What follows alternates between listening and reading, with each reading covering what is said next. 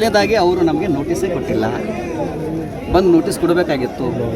ಕಳ್ಳರಂಗೆ ಬಂದು ರಾತ್ರಿ ಬಂದು ಅಲ್ಲಿ ನಮ್ಮ ಇದಕ್ಕೆ ಬಾಗಿಲಿಗೆ ಅಂಟಿಸಿ ಹೋಗಿದ್ದಾರೆ.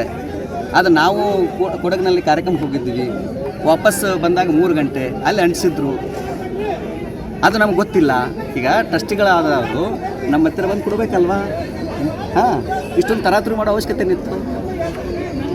ಹಾಗಾಗಿ ಸ್ವಾಮೀಜಿಯವ್ರಿಗೆ ಭಾಳ ಇಂಪಾರ್ಟೆಂಟು ಏನು, ಕಚ್ಚೆ ಕೈ ಬಾಯಿ ಗಚ್ಚಿರಬೇಕು.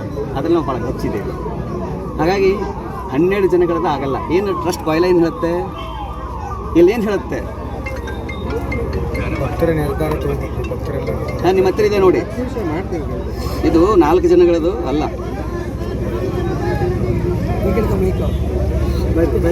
ಸರ್, ಅವರು ಟ್ರಸ್ಟ್ ಸುಪ್ರೀಂ ಆಗಿರೋದ್ರಿಂದ ನಾವು ಅವ್ರು ಸ್ವಾಮೀಜಿ ಊಟ ಪದಚ್ಯುತಿ ಮಾಡಿದ್ದೇವೆ ಅಂತ ಹೇಳ್ತಾ ಇದ್ದಾರೆ. ಸಮಾಜ ಸುಪ್ರೀಂ. ಸಮಾಜಕ್ಕಿಂತ ದೊಡ್ಡವರು ಯಾರೂ ಇಲ್ಲ. ಸಮಾಜ ಇವರನ್ನು ನೇಮಿಸಿತ್ತು, ಇವರಾಗಿ ಮಾಡ್ಕೊಂಡಿದ್ದಾರೆ. ಮತ್ತು ಪೀಠ ಆರಂಭವಾಗಿರೋದು ಫೆಬ್ರವರಿ 17-18, 2008. ಟ್ರಸ್ಟ್ ಆಗಿರೋದು ಏಪ್ರಿಲ್ ತಿಂಗಳಲ್ಲಿ. ಮೊದಲು ಪೀಠ, ಆಮೇಲೆ ಟ್ರಸ್ಟು. ಆಮೇಲೆ ಪ್ರತಿ 5 ವರ್ಷಕ್ಕೊಂದ್ಸಲ ಟ್ರಸ್ಟಿಗಳು 1/4 ಹೋಗ್ಬೇಕಂತಿದೆ. ಅವು ಯಾವ ನಿಯಮನೂ ಫಾಲೋ ಮಾಡಿಲ್ಲ. ಒಬ್ಬರೇ ಇದ್ದಾರೆ, ಎಲ್ಲ ಅವರೇ ಇದ್ದಾರೆ. ಮತ್ತು ಅವರೆಲ್ಲ ಸಂಬಂಧಿಕರಿದ್ದಾರೆ. ಅವ್ರ ಆಸ್ತಿ ಪಾಸ್ತಿಗಳ ತಮ್ಮ ಸ್ವಂತ ಹೆಸರು ಮಾಡ್ಕೊಂಡಿದ್ದಾರೆ. ಮಠದ ಆಸ್ತಿ ಪಾಸ್ತಿಗಳಿದಾವಲ್ಲ, ಅನೇಕ ಆಸ್ತಿ ಪಾಸ್ತಿಗಳು ಅವ್ರು ತಮ್ಮ ಸ್ವಂತ ಹೆಸರು ಮಾಡ್ಕೊಂಡಿದ್ದಾರೆ.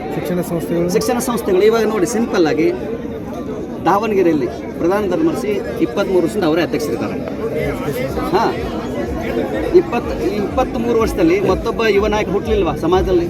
ಮತ್ತೊಬ್ಬರು ಜಿಲ್ಲಾಧ್ಯಕ್ಷರು ಬರಲಿಲ್ವಾ? ಹಗ್ರಿ ಬೊಮ್ಮಳೆ ನಮ್ಮ ಶಾಖಾ ಮಠ ಇದೆ, ಅದು ತಮ್ಮ ಸ್ವಂತ ಪ್ರಾಪರ್ಟಿ ಮಾಡ್ಕೊಂಡಿದ್ದಾರೆ.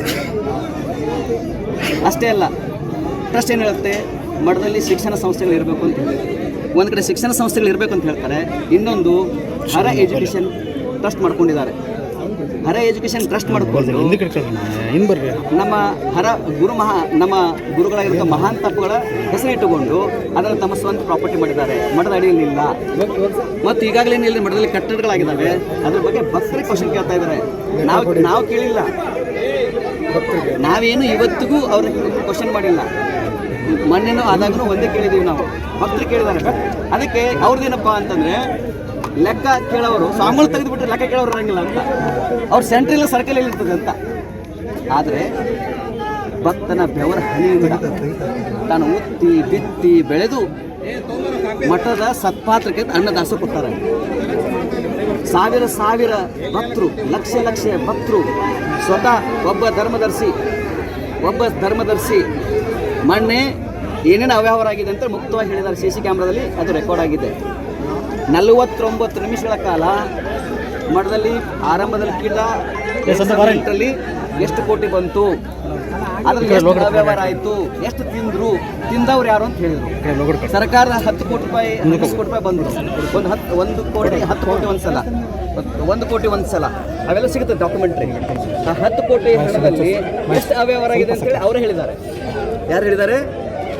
ಒಬ್ಬ ಟ್ರಸ್ಟಿ ಹೇಳಿದ್ದಾರೆ, ನಾವು ಹೇಳಿಲ್ಲ. ಆ ಟ್ರಸ್ಟಿಗಳು ಹೇಳಿದ ಮೇಲೆ ಅವ್ರದ್ದೆಲ್ಲ ಬಯಲಾಗುತ್ತೆ ಅಂತೇಳಿ ಮಾಡಿದ್ರು. ಆ CC DVR ಕತ್ಕೊಂಡು ಹೋಗ್ಬಿಟ್ರು. DVR ಕತ್ಕೊಂಡ್ರೆ ಇವತ್ತು ಮಟ್ಟಕ್ಕೆ ಬಂದಾರೆ. ಅವ್ರ ಮೇಲೆ ಕೇಸ್ ಆಗಿದೆ. ಕಳ್ಳರೇ ಬಂದು ಕಳ್ಳರಿಗೆ ರಕ್ಷಣೆ ತೊಗೊಂಡು ಬಂದಾರೆ. ಅಲ್ಲಿ ಅವರು ಬಹಳ ಗಟ್ಟಿಯಾಗಿದ್ದರೆ, ನಿಜವಾದ ಧರ್ಮದರ್ಶಿಗಳಾಗಿದ್ದರೆ ನೇರವಾಗಿ ಬರ್ಬೋದಾಗಿತ್ತು, ನಮ್ಮ ಹತ್ರ ಕುತ್ಕೊಂಡು ಮಾತಾಡ್ಬೋದಾಗಿತ್ತು. ಕಳ್ಳರಾಗಿ ಬಂದು ಪ್ರೊಟೆಕ್ಷನ್ ಬಂದು ಅಂದರೆ ಇದರಲ್ಲಿ ನೀವು ತಿಳ್ಕೊಬೇಕು, ನಾನು ಪ್ರೊಟೆಕ್ಷನ್ ತೊಗೊಂಡಿದ್ದೀನ, ಇಷ್ಟು ಜನಗಳ ಮಾಧ್ಯಮಕ್ಕೆ ನಾನು ಪ್ರೊಟೆಕ್ಷನ್ ಕೇಳಿಲ್ಲ. ನಾವು ಸನ್ಯಾಸಿ, ನಮ್ಗೆ ನಿರ್ಭಯಾಗಿರಬೇಕು. ನಮ್ಮ ಮಠದಲ್ಲಿ ಸುವ್ಯವಸ್ಥೆ ಇರಬೇಕು, ಶಾಂತಿ ಸಮಾಧಾನ ಇರಬೇಕು. ಭಕ್ತರಿಗಿಂತ ದೊಡ್ಡವರು ಯಾರೂ ಇಲ್ಲ. ನನ್ನ ಕನಸು ಒಂದೇ, ಈ ನಾಡನ್ನು ಕಳೆದ 2.5 ವರ್ಷದಿಂದ ನಾವು ಇಂದಿನ ರಾಜ್ಯಾಧ್ಯಕ್ಷರಂಥ ಸೋಮನಗೌಡ ಪಾಟೀಲ್ರವರು ಹಳ್ಳಿ ತಿರುಗಾಡ್ತಾ ಇದ್ದೀವಿ, ಸಮಾಜವನ್ನು ಸಂಘಟನೆ ಮಾಡ್ತಾ ಇದ್ದೀವಿ. ಅದು ಜಾತಿಗಣತಿ ಇರಬಹುದು. ಇನ್ನು ಕೆಲವರು ಏನಾಗಿದೆ ಅಂತಂದರೆ ಅವರಿಗೆ ಹಿಂದೂ ಅಂತ ಹೇಳಬಾರ್ದು ಅಂತದೆ. ಕೆಲವು ಟ್ರಸ್ಟಿಗಳು ಏನಿದೆ ಅಂತಂದರೆ ಸ್ವಾಮಿಗಳು ಹಿಂದೂ ಅಂತ ಹೇಳಬಾರ್ದು ಅಂತಂತಾರೆ. ಇನ್ನೊಂದು ಲಿಂಗಾಯತ್ ಅಂತಲೂ ಹೇಳಬಾರ್ದು ಅಂತಂತಾರೆ. ಒಂದವರು ನಾವು ಹಿಂದೂ ಲಿಂಗಾಯತ್ ಅನ್ನಬಾರ್ದು ಸ್ವಾಮಿಗಳು. ಅವರು ಮಾತಾಡಿದ ಪ್ರಶ್ನೆಗಳು ಹೆಂಗೆ ಅಂತ ನೀವು ಇಮ್ಯಾಜಿನ್ ಮಾಡೋಕ್ಕಾಗಲ್ಲ. ಈಗ ಗುರುಗಳೇ, ಈಗ ಸ್ಟ್ಯಾಂಡ್ ಏನು ಗುರುಗಳೇ, ಈಗ ಅವರು ಪದಚ್ಯುತಿ ಮಾಡಿದ್ದೀವಿ ಅಂತೇಳಿ ಅಮಾನ್ಯ. 12 ಜನಗಳ ಮಠ ಅಲ್ಲ ಇದು. 12 ಜನಗಳ ದುಡ್ಡು ಹಾಕ್ಕೊಂಡು ಮಠ ಕಟ್ಟಿಲ್ಲ. ಈ ಮಠ ಕಟ್ಟಿದವರು ಲಕ್ಷಾಂತರ ಜನ ಬಡ ಪಂಚಮಸಾಲಿಗಳು, ರೈತರು. ಹಾಗಾಗಿ ಈ ಮಠ ಇನ್ನು ರಾಷ್ಟ್ರ ಅಂತಾರಾಷ್ಟ್ರ ಮಟ್ಟದಲ್ಲಿ ಬೆಳೆಸ್ತೀವಿ ಅನ್ನೋ ಸಂಕಲ್ಪ ನಮಗಿದೆ. ನನಗೆ ಯಾವುದೇ ರೀತಿ ಭಯ ಇಲ್ಲ, ಆತಂಕ ಇಲ್ಲ. I am so confident. I have all right. ಮುಂದಿನ ನಿರ್ಧಾರ ಬಗ್ಗೆ? ಮುಂದಿನ ಈಗ ನಮ್ಮೆಲ್ಲ ಭಕ್ತರು ಬರ್ತಾರೆ, ಅವ್ರ ಜೊತೆ ಚರ್ಚೆ ಮಾಡ್ತೀವಿ. ಭಕ್ತರಿಗೆ ಇಚ್ಛೆಯಂತೆ ಎಲ್ಲ ನಡೀತೆ. ಅಲ್ಲ, ಶಾಸಕರ ಸೌಲಭ್ಯದಿಂದಲೇ ನೀವು ಅಂತರರಾಷ್ಟ್ರೀಯ ಮಟ್ಟಕ್ಕೆ ಗುರುತಿಸ್ಕೊಂಡ್ರಿ, ಆದರೆ ಎದಕ್ಕೆ ಬಿಡಕ್ಕೆ ಹೇಳ್ತಾರೆ ಅಂತ ಶಾಸಕರು? ಈಗ ನಾರ್ಮಲ್ ಆಗಿ ಯಾವುದೇ ಒಬ್ಬ ಸ್ವಾಮಿಗಳಿಗೆ ಏನೇ ಹೇಳ್ಬೇಕಂತಂದ್ರೆ ಅವ್ರಿಗೆ ಯಾವುದೇ ಸ್ಟ್ರಾಂಗ್ ಎವಿಡೆನ್ಸ್ ಇಲ್ಲ. ನೋಡ್ರಿ, ಸ್ವಾಮಿಗಳಿಗೆ ಯಾವುದೇ ಗಜ್ಜೆ ಕೈ ಬಾಯಿ ಗಚ್ಚಿರ್ಬೇಕು, ಅದನ್ನ ಬಿಟ್ಟು ಅವ್ರು ಹೇಳಕ್ಕೆ ನಮ್ಮ ಬಗ್ಗೆ ವಿಷಯ ಡೈವರ್ಟ್ ಮಾಡಿದ್ದಾರೆ. ಏನ್ ಟ್ರಸ್ಟ್ ಬಗ್ಗೆ ಹೇಳ್ತಾರೆ? ಈ ಹಿಂದಿನ ಸ್ವಾಮೀಜಿ ಅವ್ರನ್ನು ಇದೇ ರೀತಿ ಒಂದ್ ರೀತಿ ಉಚ್ಚಾಟನೆ ಮಾಡಿದ್ರು ಅಂದ್ರೆ ಅವರು ಒಂದು ಸ್ಕೀಮ್ ಮಾಡ್ಕೊಂಡಿದ್ದಾರೆ. ಪ್ರತಿ 5 ವರ್ಷಕ್ಕೆ ಸ್ವಾಮಿ ತೆಗೆದು ಇನ್ನೊಂದು ಸ್ವಾಮಿ ಮಾಡ್ಕೊಂಡು ಆ ಸ್ವಾಮಿಗಳ ಕಾಲದಲ್ಲಿ ಹಾಕೋಬೇಕು, ಇದೆ ಅವ್ರಿಗೆ ಅಷ್ಟೇ.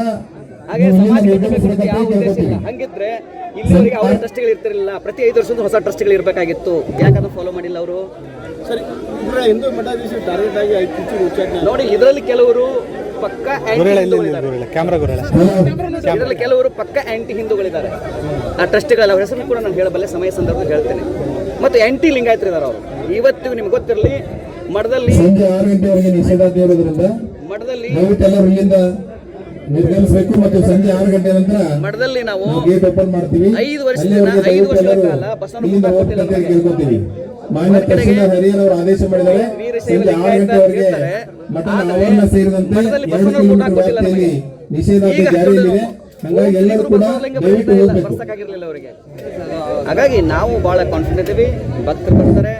ಭಕ್ತರನ್ನು ನಂಬಿಕೊಂಡು ನಾನು ಪೀಠಾಧ್ಯಕ್ಷರಾಗಿರೋದು 4 ಜನಗಳಲ್ಲ. ಮತ್ತು ನಮ್ಮ ಸಂಪುಟದಲ್ಲಿ ನಮ್ದೇನು ಸಂಪುಟ ಇದೆಲ್ಲ, ಭಕ್ತಾದಿಗಳಲ್ಲಿ ಒಂದಂತೂ ಮಾನ್ಯ ಶ್ವಾಸವನ್ನು ಬಿಡಬೇಕಂತ ಇಲ್ಲ. ಸಾಹೇಬರು 144 ಸೆಕ್ಷನ್ ಜಾರಿ ಮಾಡಿದ್ದಾರೆ. ಹಾಗಾಗಿ ತಾವೇ ಸಾಯಂಕಾಲ 6 ಗಂಟೆವರೆಗೆ ನಿಷೇಧಾಜ್ಞೆ ಇರುತ್ತೆ.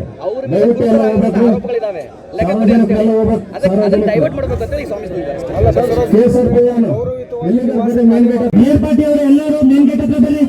ನಮ್ದು ಕನಸೇನಿತ್ತು ಅಂತಂದ್ರೆ ಹರಿಹರ ತಾಲೂಕು ಪ್ರತಿ ಮನೆಗೆ ಹೋಗ್ಬೇಕು ಅಂತ ಇತ್ತು. ದಾವಣಗೆರೆ ಜಿಲ್ಲೆಯ ಪ್ರತಿ ಮನೆಗೆ ಹೋಗ್ಬೇಕಂತಿತ್ತು.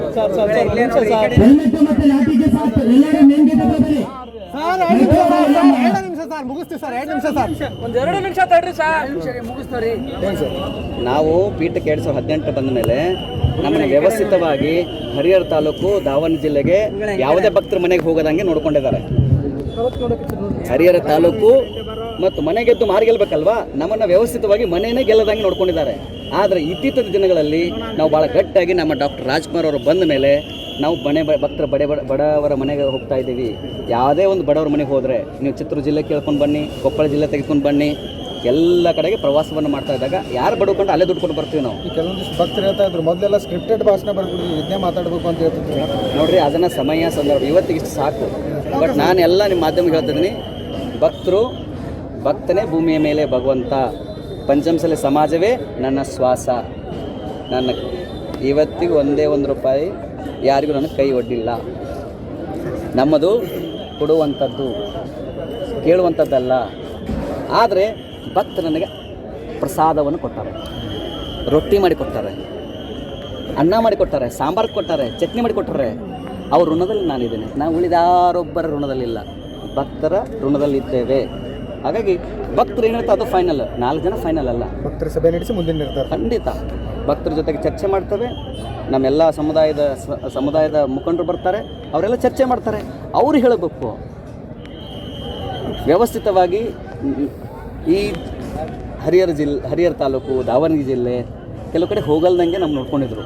ಆದರೆ ಈ ಸಮಸ್ಯೆ ಆದಾಗನೇ ನಮ್ಮ ಡಾಕ್ಟರ್ ರಾಜ್ಕುಮಾರ್ ಅವರು ಬಂದದ್ದು. ಡಾಕ್ಟರ್ ರಾಜ್ಕುಮಾರ್ ಅವ್ರು ಯಾಕೆ ಬಂದರು? ಅಡ್ಮಿನಿಸ್ಟ್ರೇಟ್ರು. ಇವ್ರ ಸಮಸ್ಯೆ ಇತ್ತಲ್ಲ ಈ ಮಧ್ಯದ ಬಿಲ್ಡಿಂಗ್ ವಿಚಾರದಲ್ಲಿ, ಅಲ್ಲೇನಿರ್ತದೆ ಅದು ಹಣವನ್ನು ಅದಕ್ಕೆ ಉಪಯೋಗಿಸ್ಬೇಕಂತಿದೆ. ಅದು ಯಾವುದೂ ಯೂಸ್ ಆಗಿಲ್ಲ. ದುಡ್ಡು ತೊಗೊಂಡಿದ್ದಾರೆ, ಬಿಲ್ಡಿಂಗ್ ಇಲ್ಲ.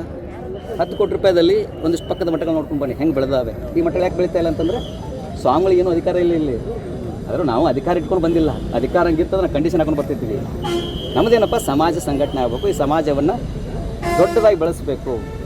ಪಂಚಮಸಾಲಿ ಸಮಾಜವನ್ನು ದೊಡ್ಡ ಮಟ್ಟದಲ್ಲಿ ಬೆಳೆಸಬೇಕು. ಬಡ ಮಕ್ಕಳಿಗೆ, ಬಡವರಿಗೆ ಅನುಕೂಲ ಆಗುವ ದೃಷ್ಟಿಯಿಂದ, ಅವರಿಗೆ ಅನುಕೂಲ ಆಗುವ ದೃಷ್ಟಿಯಿಂದಲೇ ನಾವೆಲ್ಲವನ್ನು ತ್ಯಾಗ ಮಾಡಿ ಬಂದಿದ್ದೇವೆ. ನಾವು ಲೆಕ್ಕ ಕೇಳಿಲ್ಲ, ಭಕ್ತರು ಲೆಕ್ಕ ಕೇಳ್ತಾ ಇದ್ದಾರೆ. ಹಾಗಾಗಿ ಅವರು ವಿಷಯ ಡೈವರ್ಟ್ ಮಾಡೋ ಸಲುವಾಗಿ ನಮ್ಮ ಮೇಲೆ ಇದು ಮಾಡ್ತಾರೆ. ಅದನ್ನು ಹೇಳ್ತೀನಿ ನಾನು ಸಮಯ ಸಂದರ್ಭ ಭಕ್ತರ ಮಧ್ಯೆ. ಅದು ಎಲ್ಲ ಟ್ರಸ್ಟ್ಗಳಿಗೆ ಗೊತ್ತಿದೆ, ಉಳಿದ ವಿಶೇಷ ಆಹ್ವಾನ ಗೊತ್ತದೆ. ಕೆಲವ್ರು ಬೇಕಂತ ನೀವು ಹಿಂದೂನ ಹೇಳಬಾರ್ದು, ಯಾಕಂದ್ರೆ ನಾವು ಜಾತಿ ಗಣತಿ ಮಾಡುವಾಗ ನಾವು ಗಟ್ಟಿಯಾಗಿ ಹೇಳಿದೆ. ಯಾಕಂದ್ರೆ ನಮ್ಮ ಜಾತಿಯ ಪ್ರಮಾಣ ಪತ್ರದಲ್ಲಿ ಹಿಂದೂ ಲಿಂಗಾಯತ ಅಂತಿದೆ.